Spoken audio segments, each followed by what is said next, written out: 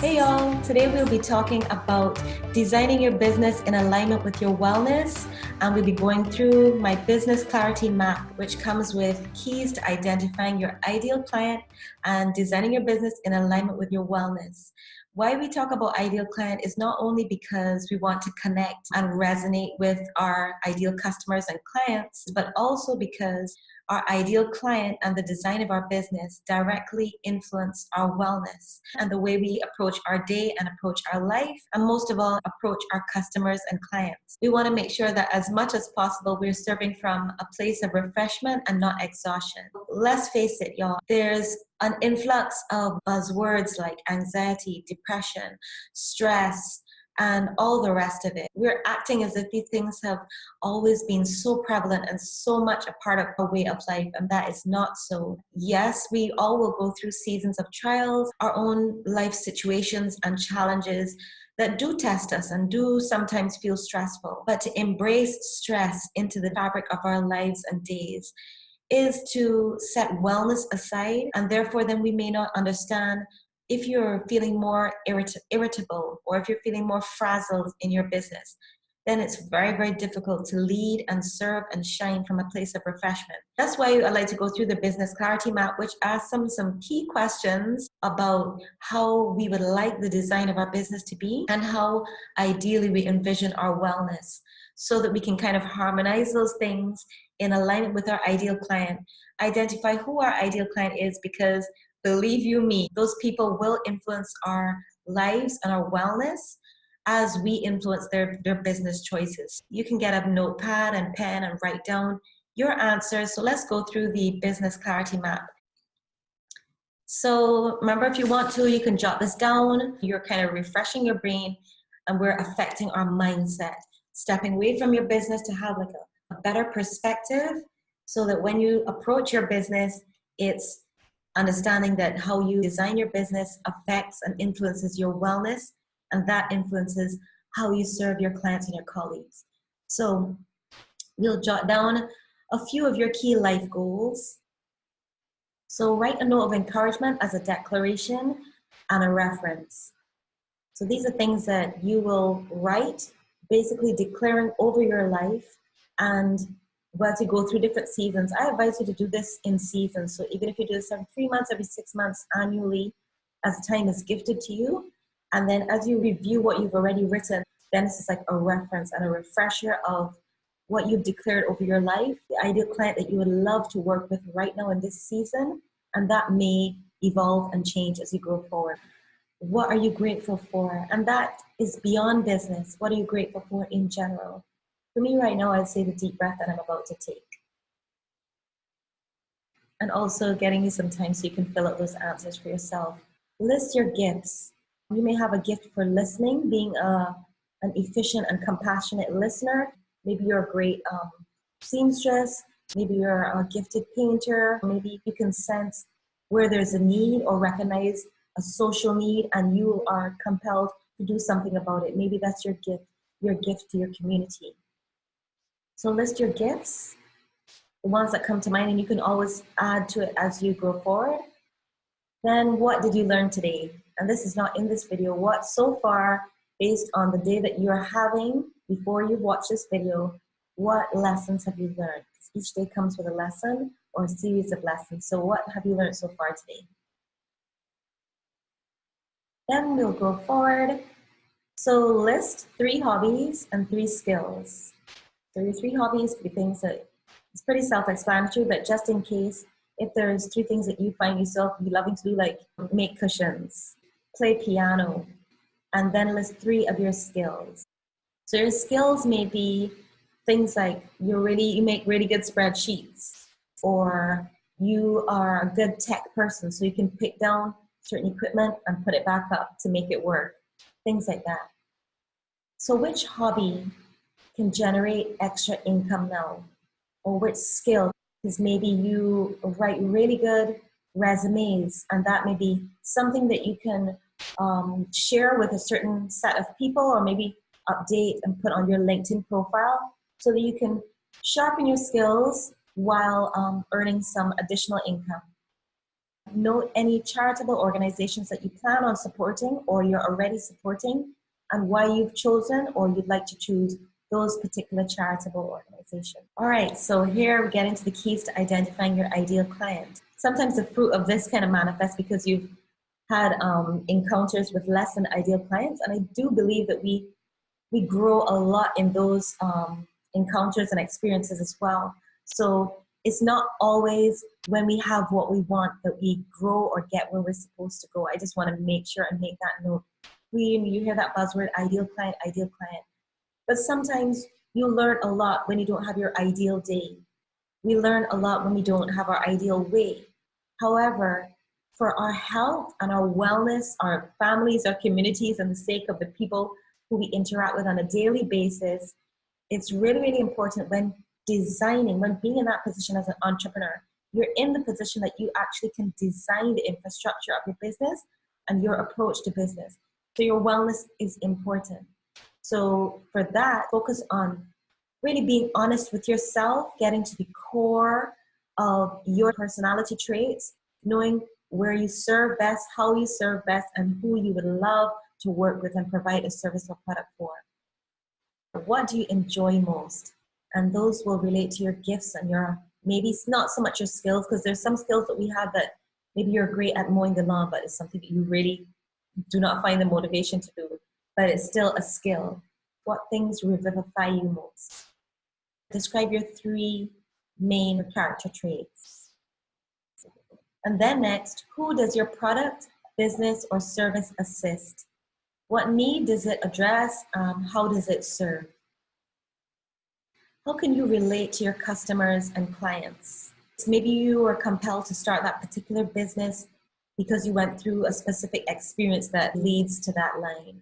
Or maybe it was something you were called to do and you're not sure, but now that you're doing that, you can identify with a sense of purpose in the life's work that you're doing. Describe your ideal workspace. Whether you're in it or not, right now is not the point. The point is to envision and describe what your ideal workspace is. What time of day or kind of space do you thrive best in?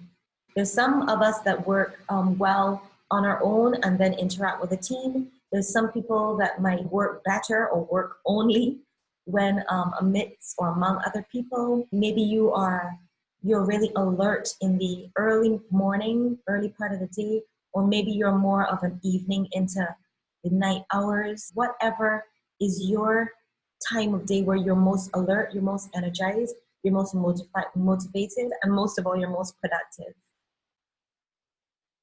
Making that connection, because it's one thing to identify your ideal client, but we also want to make that connection. So where do your ideal clients gather or shop? And this can be online or in person. The people that maybe so far you have thoroughly enjoyed working with, or the people that you've identified that you really love to work with or for or alongside, where do they gather and where do they shop? It's all about positioning too, because you want to make sure that if your audience is in one space, that you're not speaking a different language in a totally different space and wondering why they haven't seen you or they haven't made the connection, or they maybe aren't aware that you provide a service or have a product that they may want or need.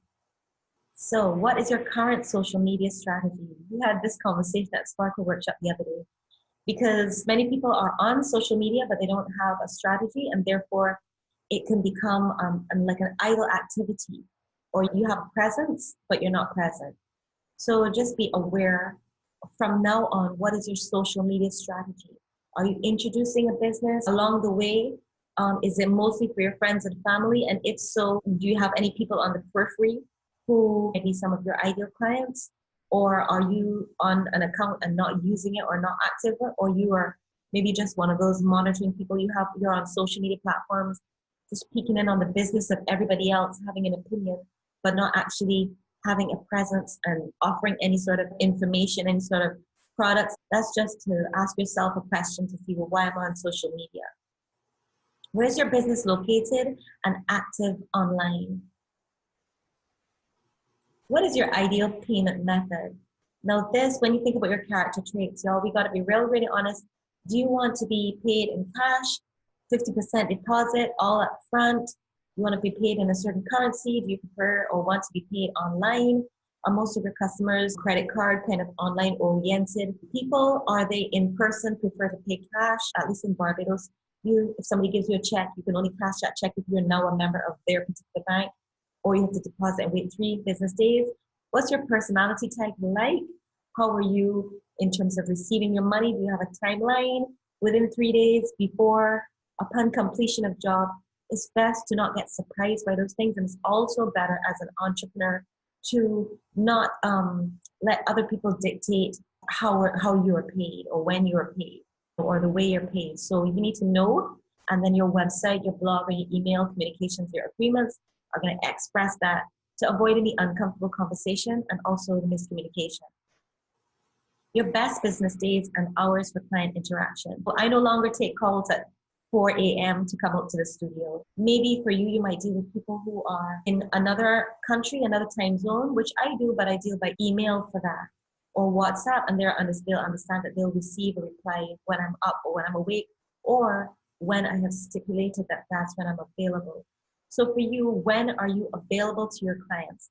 And again, that's for you to let them know, not for them to just assume, because then there could be awkward moments. And if you're personality type, if you're somebody who's going to get vexed, then you preferably do not want your clients to see you having a hot head. Just be aware of your preferred business days. I'm not going to go through the entire business clarity map, just having a little walkthrough so that you can kind of get an idea of what it's about.